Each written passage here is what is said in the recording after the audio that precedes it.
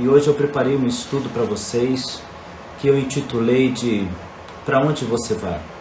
Na realidade eu quis brincar com as minhas próprias férias, né? E como eu estou saindo de férias, eu quis fazer essa pergunta para todos e brincar com essas palavras, porque é uma palavra que eu mais ouvi esses dias, é para onde você vai, pastor? Para onde você vai? E é essa pergunta que eu quero fazer para você. Para onde você vai? E eu quero ler Lucas no capítulo de número 12, a partir do verso 16. Lucas 12, 16. Bom dia, Joyce, Joelma, bom dia, Deus abençoe a todos vocês. Bom dia, Nara, bom dia, Armando, bom dia a todos os irmãos, em nome de Jesus. Eu quero citar para vocês uma passagem bíblica que tem um ensinamento maravilhoso.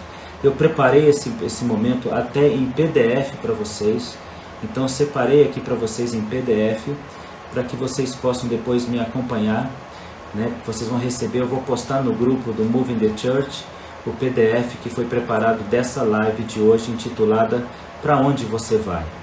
Lucas capítulo 12, nos versos 16 em diante. Mantenha comigo essa comunhão de fazer com que eu entenda que você está me ouvindo, então acione sempre os corações. Amém? Lucas 12. E propôs uma parábola, dizendo: a herdade de um homem rico tinha produzido com abundância. E ele arrazoava consigo mesmo, dizendo: que farei?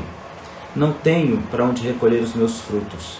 E disse: farei isso, derrubarei os meus celeiros, edificarei outros maiores, e ali recolherei todas as minhas novidades e os meus bens. E direi à minha alma: alma, tens em depósito muitos bens para muitos anos, descansa, come, bebe e folga.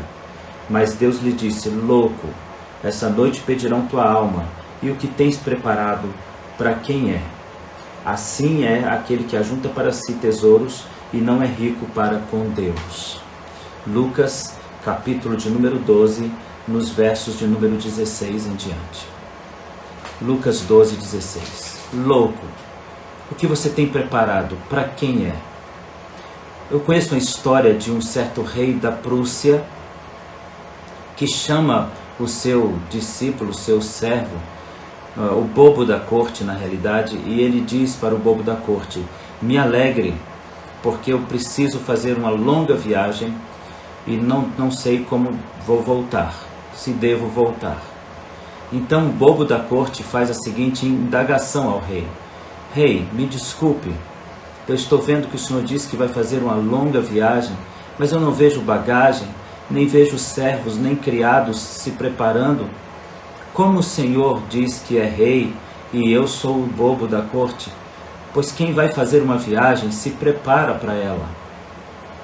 Essa breve ilustração, ela relata bem o que o Evangelho de Lucas, no capítulo 12, a parábola de Jesus quer dizer, quando Jesus está dando esse ensinamento sobre para onde nós estamos reservando ou preservando as nossas riquezas, para onde nós estamos investindo, onde nós estamos investindo.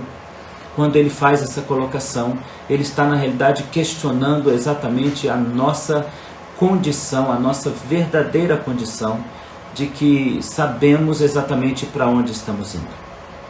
Sabe, eu fico me perguntando se os crentes sabem para onde estão indo. Assim como o rei da Prússia, nessa ilustração, faz uma analogia e o bobo chama o rei de tolo.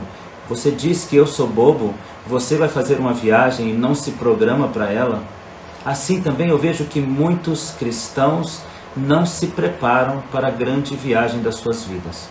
E qual é a grande viagem das nossas vidas? Se não ir para a eternidade, para a presença do Deus vivo, para a presença do Deus Todo-Poderoso. Para onde iremos todos nós? Qual é a grande viagem da nossa história? Nós estamos nesse mundo de passagem, e eu poderia dizer que esse mundo não é uma viagem, mas é uma escola que nos prepara para a grande viagem. E a grande viagem que iremos fazer, ela é para a eternidade, para a presença do Deus vivo. E qual de nós está se preparando para estar nesse lugar? Então essa passagem do Evangelho de Lucas, no capítulo 12, ela fala muito comigo e eu gostaria muito de compartilhar com vocês ensinamentos profundos da Palavra de Deus concernente ao nosso preparo para viajar, para ir para o céu. Não de férias, mas uma viagem permanente, uma viagem definitiva. Não é uma viagem provisória, não é uma viagem que você vai programar um retorno. É uma viagem que você está de mudança, que você está indo para sempre. A palavra do nosso Deus diz, Jesus Cristo afirmou: eu vou preparar lugar para vocês, para que onde eu estiver, estejam vós também. Então essa é uma viagem das mais importantes que vamos fazer. E nós preparamos a nossa viagem aqui nesse mundo. Aqui nós arrumamos as bagagens, aqui nós organizamos as coisas que devemos levar. Aqui nós separamos o que é de importante, o que é de precioso, o que não pode deixar de ser levado. Não é assim que a gente faz quando a gente se programa para uma viagem? A gente logo coloca na nossa mente, temos que preparar a bagagem e nós temos exatamente aquilo que é essencial, nós temos que levar aquilo que é essencial, aquilo que é importante. Então hoje eu quero conversar com você sobre a sua viagem, a minha viagem. E no Evangelho de Lucas, Evangelho segundo Lucas, capítulo 12, nós vamos então encontrar uma série de inferências do nosso Deus, de Jesus Cristo, trazendo para nós informações preciosas sobre a nossa viagem. Eu quero começar lendo o verso 16 e falar de parte por parte desse capítulo, parte por parte desses versos que nós vamos ler agora. Então eu quero começar pelo verso 16. Propôs Jesus uma parábola, dizendo: a herança de um homem rico produziu em abastança, em abundância. Então eu quero começar pontuando parábola. Uma parábola não é um conto inventado. Uma parábola não é uma história inventada, não necessariamente. Uma parábola é um conjunto de informações que geralmente são tiradas do cotidiano, da vida comum e que servem para os grandes mestres da Bíblia como ilustração. São usadas para ilustrar momentos que as pessoas precisam de uma referência. Eu poderia dizer que uma parábola, muitas vezes, é pegar a história de alguém conhecido e replicar essa história. Então eu diria para vocês que seria o mesmo que pegar a minha história de convivência com vocês, de relacionamento com alguns de vocês e usar como uma ilustração. É um fato real que muitas vezes é usado para ilustrar uma situação. Jesus fez muito isso, porque ele queria trazer para a realidade aquilo que é espiritual. Há uma passagem na Bíblia que diz que as coisas deste mundo são sombra das coisas espirituais. As coisas da nossa vida são sombra das coisas espirituais. Então, na realidade, ver a nossa vida e olhar para a nossa vida é olhar para a vida espiritual, para a realidade espiritual. De alguma forma, os dois mundos se encontram, se refletem. E especialmente nas parábolas, como diz no Evangelho segundo Lucas, capítulo 12, verso 16. Nas parábolas nós vamos encontrar uma referência muito importante a Jesus como Messias. O fato de Jesus citar tantas parábolas, e no Evangelho de Lucas apresenta-se tantas parábolas, dos evangelhos é o que mais aponta parábolas, é o que mais faz referência a parábolas, é o que mais mostra Jesus ensinando por meio de parábolas. Há um porquê de Jesus falar tantas parábolas e há um porquê dos apóstolos citarem que Jesus disse tantas parábolas e fazerem menção dessas parábolas. É o que diz a profecia concernente a Jesus. Em Mateus capítulo 13, no verso 34 e 35, diz que Jesus falava por parábola para que se cumprisse o que foi dito por meio dos profetas a respeito dele. Então Jesus ensinava por parábola para que se cumprisse as profecias concernentes a Jesus. Deixe-me dizer uma coisa para você. O Messias, ele precisa cumprir uma série de profecias a respeito dele. Ele precisa cumprir uma série de cumprimentos, ele precisa alcançar uma série de fatores, de profecias que dizem respeito a ele.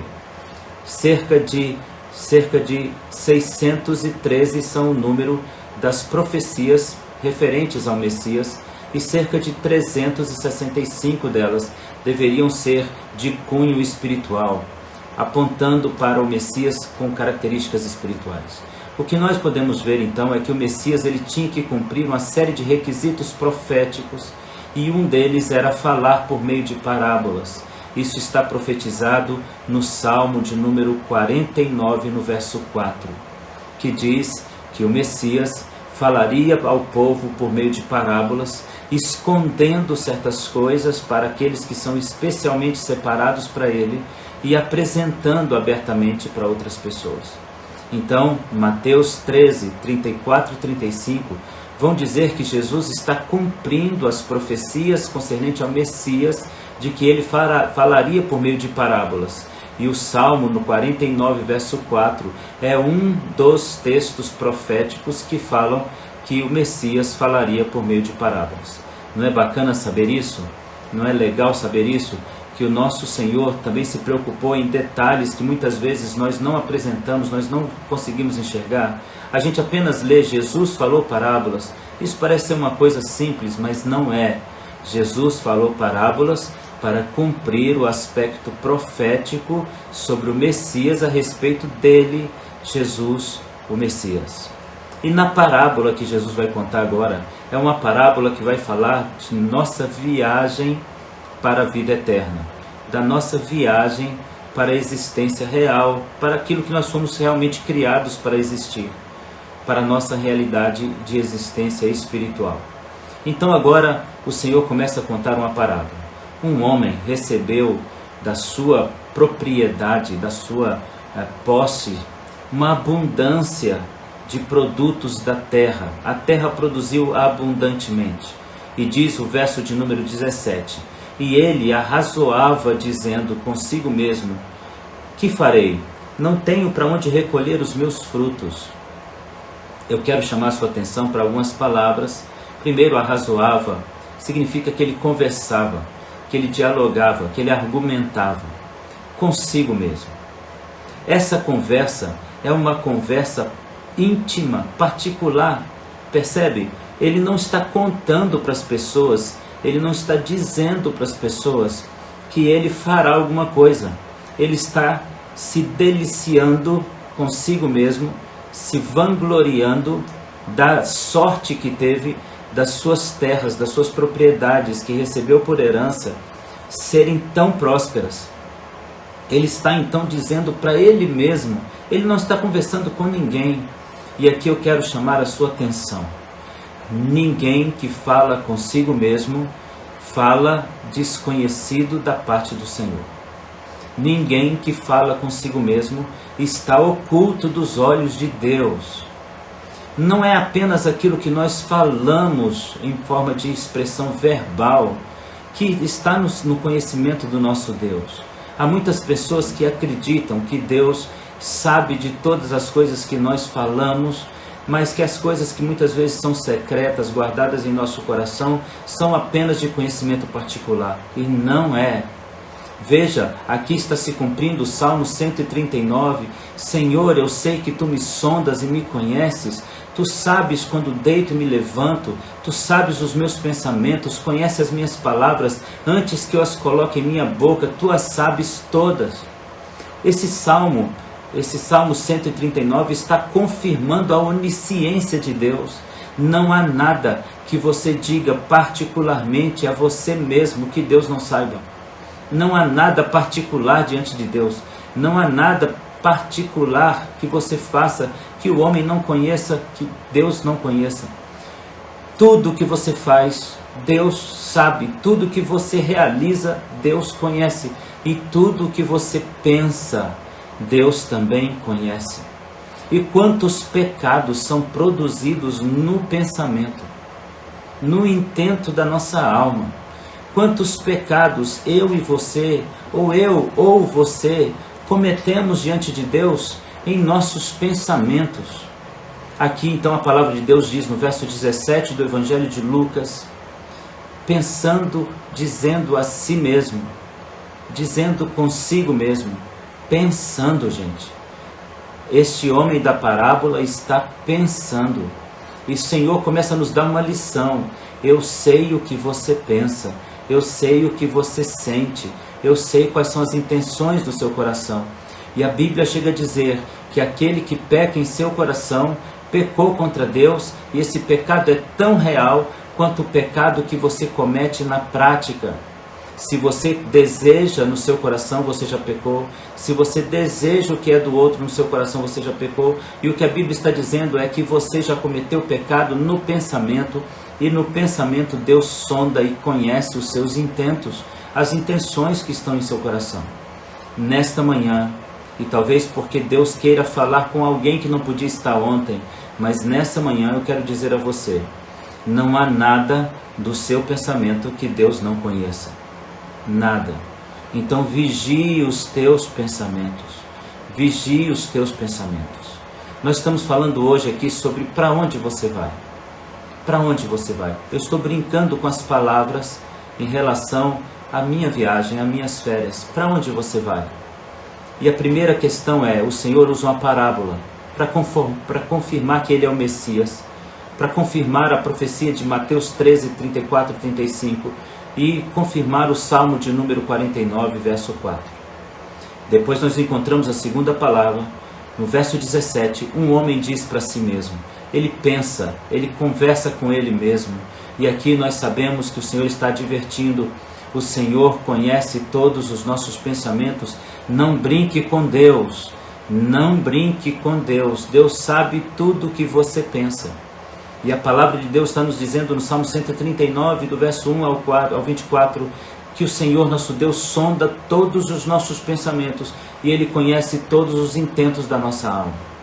No verso 18 agora de Lucas 12, e disse esse homem dentro do seu coração, farei isto, derrubarei os meus celeiros, edificarei outros maiores, recolherei as minhas novidades e os meus bens, e direi à minha alma, descansa. Verso 18, farei isto. O homem pensou no seu coração, eu farei. Ele simplesmente pensou, eu farei. Ele não disse, pedirei a Deus a direção. Ele não disse para si mesmo, eu perguntarei a Deus o que devo fazer. Ele não colocou diante de Deus, ele disse, vou fazer. E aqui nós entramos numa palavra do apóstolo Tiago, que vai nos repreender sobre o que nós pensamos sobre o futuro. O futuro não é nosso, o futuro não nos pertence, nós não temos posse alguma do que está no futuro, nós só conhecemos o que é agora, o que é neste momento, o que está acontecendo agora, porque nós não conhecemos nem temos domínio do que vem depois do agora. O amanhã e o daqui a pouco não está no nosso controle, mas nós também não temos o controle do que já passou. Então o que já passou não nos pertence, não podemos mais fazer nada. Águas passadas, como diz o ditado, não movem moinhos. E o que vem para o futuro não está no nosso controle. Mas veja, essa parábola está repreendendo quem pensa que vai fazer sem Deus, quem pensa que vai agir sem Deus, quem pensa que vai realizar sem Deus. O apóstolo Tiago, em sua carta, capítulo 4, no verso 13 ao 15, ele vai falar sobre a loucura do homem de dizer que vai fazer alguma coisa sem considerar a necessidade da ajuda de Deus. Então diz assim no verso 15 de Tiago 4, ao invés de dizerdes, se o Senhor quiser, amanhã faremos, compraremos ou venderemos. Tiago repreende e diz, você não deveria jamais dizer, eu vou fazer. Você deveria dizer, se o Senhor quiser, faremos. Se o Senhor quiser, compraremos. Se o Senhor quiser, venderemos. E eu quero agora falar com você sobre a vontade soberana de Deus. Vontade soberana de Deus. E eu quero dizer para você, um médico pode dar um laudo final, uma determinação médica final, mas a palavra final é de Deus, a palavra final é do Senhor, não é do médico, não é de um laudo médico, não é de um receituário, a palavra final vem do Senhor, vem do Deus vivo. Não importa o que o grande especialista, magnífico homem disse, o que vale é o que Deus disse.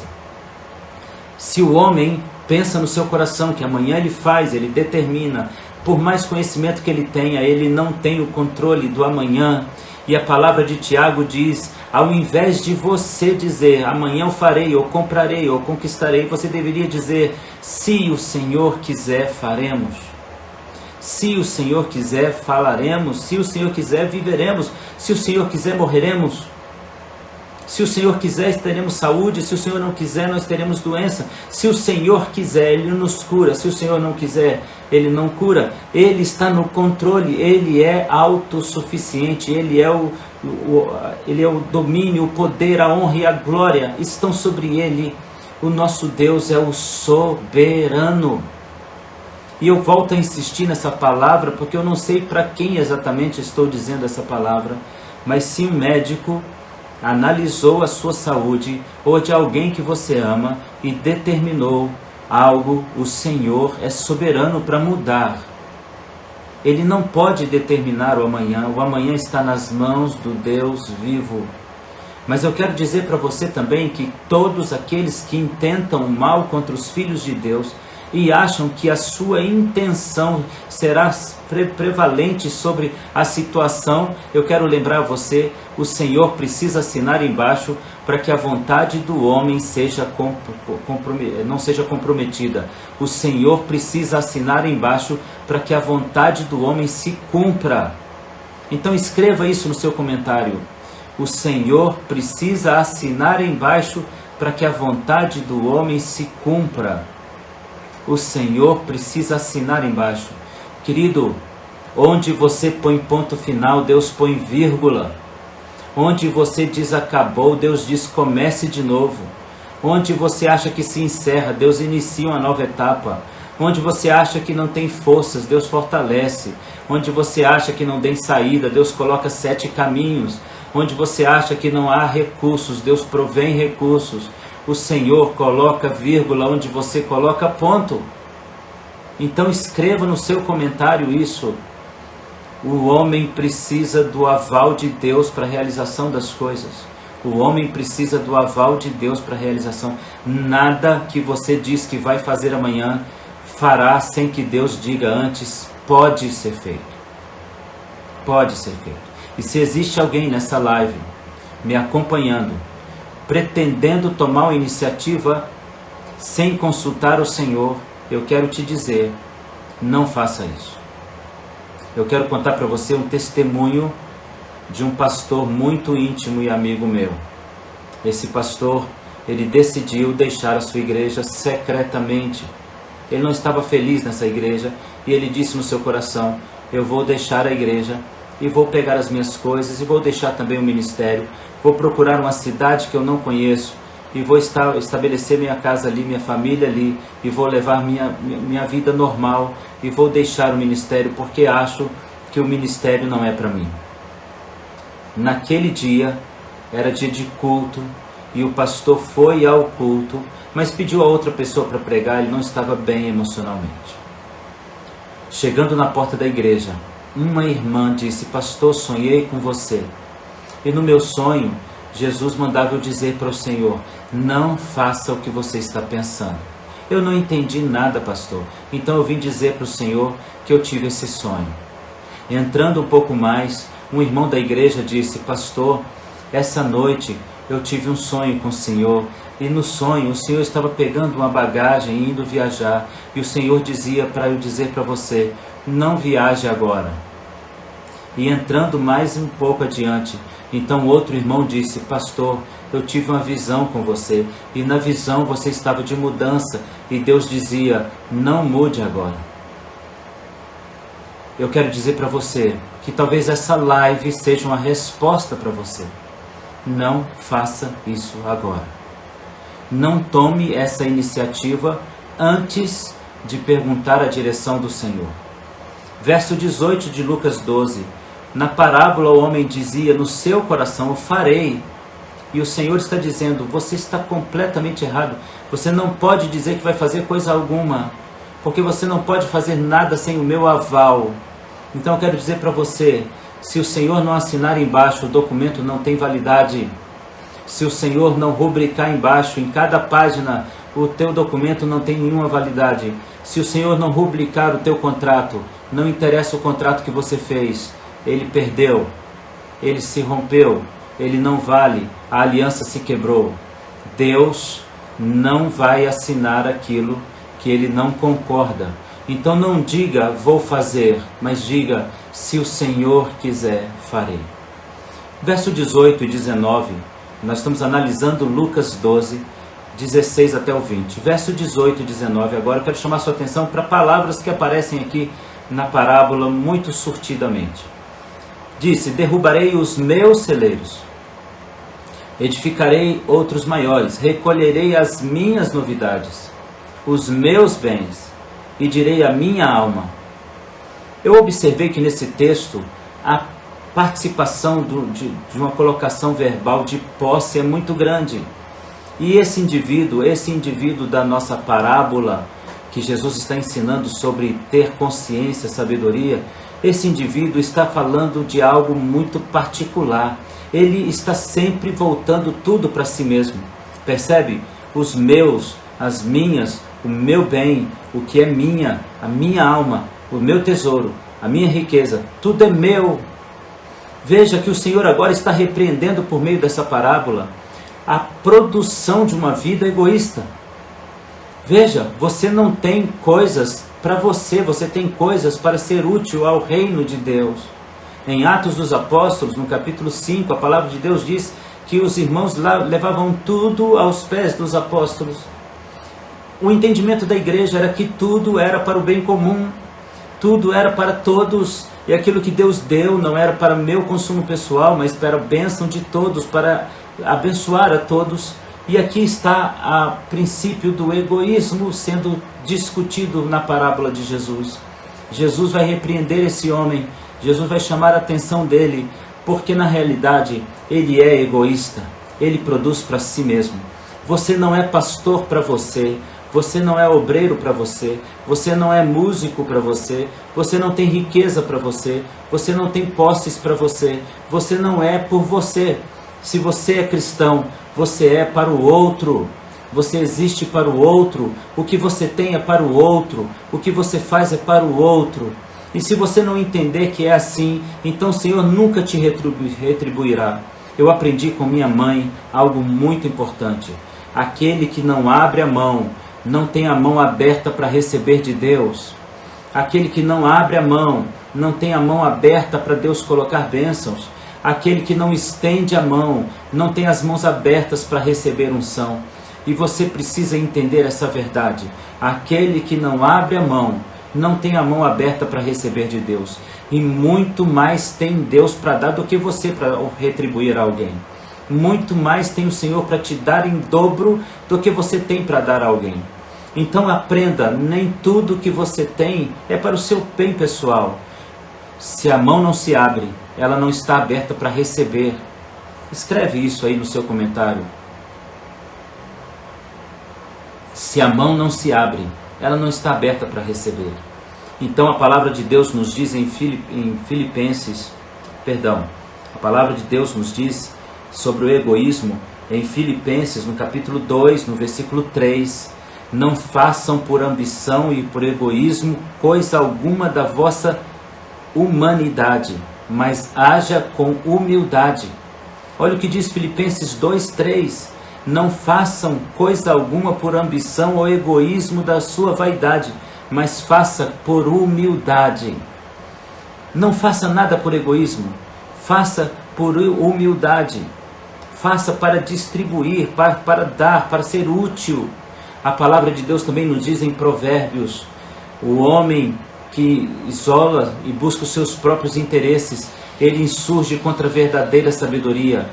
Ele está indo contra a sabedoria. O homem que busca seus pessoais interesses, Provérbios 18, o homem que busca seus interesses pessoais, ele se insurgiu contra a verdadeira sabedoria. Ele é tolo, ele é louco, ele não sabe o que é a verdadeira sabedoria. O homem dessa parábola está sendo repreendido todo o tempo. Você percebe? Ele diz, eu vou fazer, eu vou fazer, eu vou fazer. E isso está no pensamento dele. Deus está dizendo, eu leio o seu pensamento, eu sei o que você pensa. E se você não vai fazer coisa alguma se eu não disser ok. E agora o Senhor está repreendendo ele novamente. É meu, para mim, para mim, para mim. Há um texto na Bíblia que diz exatamente assim: a sanguessuga tem 2 filhos, dá e dá. Em outras palavras, o explorador não é o exemplo melhor para um cristão. Ele só quer. Ele se separa das pessoas porque as pessoas não lhe dão alguma coisa. Quantas pessoas criticam o seu pastor porque ele não é uma pessoa que lhe dá? Mas perceba uma coisa, meu irmão, e você dá o que em retribuição? O que você dá em retribuição? Se você questiona alguém porque não te dá amor, o que você dá em retribuição? Se você questiona alguém que não te dá atenção, o que você dá em retribuição? Se você não se questiona ou reclama de alguém que não é amigo, o que você dá em retribuição? Se você questiona alguém que não te visita, o que você dá em retribuição? É muito fácil você apontar o dedo e dizer, o outro errou. Mas veja, o sentimento da sanguessuga é dá. Eu quero, venha a nós, ao reino de Deus coisa alguma, a nós tudo. Mas a palavra de Deus está dizendo, você é louco. Pare de pensar com propósitos egoístas e pessoais e comece a pensar com propósitos cristãos. Você não está fazendo faculdade para você, você não está se formando em teologia para você, você não é obreiro para você, você não vive para você, você vive para o bem comum. Se você é cristão, você vive para o bem comum. E eu quero continuar aqui a nossa reflexão sobre Lucas 12, verso 16 até o 20. E eu quero ler o verso 20, onde a palavra de Deus nos diz, louco. Olha o que diz o verso 20. Disse Deus. Essa palavra é de Deus. Jesus está parafraseando e dizendo aqui, Deus disse àquele homem, você é louco. Você é louco. E quantas loucuras este homem está fazendo? Ele está fazendo a loucura de se apegar a este mundo, porque ele está olhando para todas as coisas consumistas, materialistas. Ele está olhando para aquilo que é palpável, ele está dizendo, é meu. Então ele está pensando neste mundo, ele está focando o seu coração nesse mundo. Então ele é louco porque os seus olhos estão vendo o mundo natural, estão se esquecendo do mundo espiritual. Ele é louco porque ele acha que Deus não sabe o que pensa. Ele é louco porque ele é egoísta. E ele é louco porque ele está juntando tesouros não para o lugar onde ele vai viver a maior parte da sua existência, mas exatamente para o lugar onde ele vai estar de passagem. Ele é louco. E eu quero dizer para você, quantos de nós aqui hoje estão sendo loucos? E a pergunta de Deus, no verso 20, é Deus quem está te perguntando, louco, esta noite pedirão a tua alma, e o que tens preparado, para quem é? Veja, a pergunta de Deus é uma surpresa. Quem é que gosta de surpresa aqui, gente? Qual de vocês gosta de surpresa? Muitas pessoas não gostam de surpresa. Eu, particularmente, tenho uma resistência para surpresas. Eu prefiro saber as coisas, ainda que não sejam tão emotivas. Eu prefiro saber do que ser surpreendido. Mas o Senhor nos diz que nós seremos surpreendidos. Ele diz, a hora da sua vinda, nem o homem, nem os anjos, ninguém sabe. A hora da vinda do Senhor é surpresa. E Ele está dizendo para nós, você é louco se você está levando uma vida de quem não espera a surpresa da vinda do Senhor Jesus. E Ele está chamando a nossa atenção, você é louco se você não está considerando a possibilidade de fazer a maior viagem da sua existência. Você é louco se você não está considerando que isso pode acontecer a qualquer momento. Eu quero dizer para você, meu querido, a nossa vida é um sopro. A nossa vida é um fio de ouro. Rompe-se facilmente e esvai-se facilmente. Hoje eu estou aqui, amanhã eu posso não estar aqui, daqui a pouco eu posso não estar aqui. E você é louco se você está fazendo inimizades. Você é louco se você está se tornando um cristão áspero, difícil, complicado. Você é louco se você está se levantando contra a sua liderança nessa vida. Você é louco se você está se levantando contra o seu pastor. Você é louco se você está sendo um crente de mau testemunho. Você é louco se você não está ponderando a possibilidade de Deus estar vendo tudo isso. E tudo isso está sendo semeado para a sua vida eterna. Você é louco. Porque o apóstolo Paulo nos diz exatamente o seguinte, que as nossas obras produzem o que a Bíblia chama de galardão. As nossas obras passarão pelo fogo, e aquilo que é chamado de galardão é o que receberemos pelas nossas boas obras. Tiago diz, mostre-me a sua fé sem obras, eu te mostro a minha fé com obras, qual delas é melhor? Você é louco se você está semeando discórdia, você é louco se você está semeando briga, contenda, se você está falando mal de pessoas, se você está falando mal de homens ou mulheres de Deus, se você está difamando, se você está fazendo fofoca e intriga, você é louco, louco, porque hoje eles poderão pedir a tua alma, e o que você está semeando, para quem é? Para quem é? Esse homem da parábola achou que agora ele estava salvo e ele está dizendo, agora eu vou guardar em celeiros, eu vou guardar todos os meus bens, não preciso de ninguém. E vou dizer para minha alma, descansa alma. Mas quem disse que tua alma vai descansar com coisas? A tua alma vai descansar tendo paz em Deus. A tua alma vai descansar quando você tiver paz e não tiver nenhuma acusação contra a sua vida. O apóstolo Paulo escreveu às igrejas dizendo, eu posso descansar em paz, porque sei que não fui a vocês, nenhum de vocês tenho culpa alguma, acusação nenhuma repousa sobre minha vida a respeito de vocês. E ele escreve à igreja de Corinto dizendo, eu fico tranquilo no meu relacionamento com vocês, porque sei que não há nada que vocês possam cobrar de mim, porque tudo que fiz para vocês, fiz com amor, com zelo a Deus e a vocês. Então não devo nada a vocês. E ele dá um conselho, se você tem que dever alguma coisa a alguém, deva o amor. Então você é louco se você não está considerando a possibilidade de que a sua ida para a vida eterna pode acontecer a qualquer momento. Você é louco. Você é louco. Você é louco se você está usando seu telefone para falar mal das pessoas. Você é louco se você está fazendo uma reunião contra o seu pastor. Você é louco. Você nunca leu na Bíblia, ai daquele que se levanta contra o ungido do Senhor? E você nunca leu que quem disse isso foi Davi, concernente a um rei que estava sendo corrupto contra Deus? Você nunca leu na Bíblia, Romanos capítulo 13, toda autoridade lhe foi concedida por Deus, e não há nenhuma autoridade que não tenha sido colocada por Deus? E você nunca leu que quando Paulo escreveu Romanos, ele estava preso por Nero, um carrasco, um homem terrível, um homem mau, maligno, mas ele disse que toda autoridade foi colocada por Deus? Você nunca leu isso? Você nunca leu na Bíblia, ai daquele que toca nos meus pequeninos? Você nunca leu isso? Você é louco. Você tem a Bíblia na mão para quê? Você está carregando essa Bíblia para quê? Você é louco. E a palavra do Senhor é exatamente essa, louco, essa noite pedirão sua alma. E para o que você tem preparado, para quem é? Então a minha live hoje tem esse título, para onde você vai? Para onde você vai? Porque se eu vou morar no céu, a minha bagagem tem que ser preparada para o céu.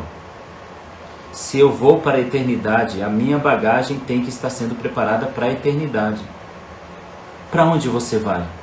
Você vai para a grande tribulação, enfrentar o anticristo, enfrentar Satanás? Você vai para o inferno, então você vai guardar todas as coisas desse mundo? Para onde você vai? Qual é a viagem mais importante da sua vida? Só pode descansar aquele que guarda em Deus os seus tesouros. Só pode descansar aquele que guarda em Deus os seus tesouros. Diz assim o verso 21 de Lucas 12. Assim é aquele que junta tesouros para si, não é rico para com Deus. E essa palavra é pesada. Não é rico para com Deus. Sabe, querido, você pode estar cheio de razão, porque essa parábola é a parábola de um homem que está cheio de razão. A propriedade é dele, os bens são dele, a riqueza chegou a ele, ele pode pensar o que quiser, ele tem toda a razão, mas nem todas as razões, nem todos os motivos que nos apoiam são de acordo com a vontade de Deus. Não é porque eu tenho razão que eu estou certo diante de Deus. Escreve isso. Não é porque eu tenho razão que eu estou certo diante de Deus. Não é. Eu não tenho às vezes razão, mas eu estou certo diante de Deus. Isso é agradável. Coloque o seu coração em acerto. Corrija o teu coração. Corrija a tua vida. Corrija a tua alma.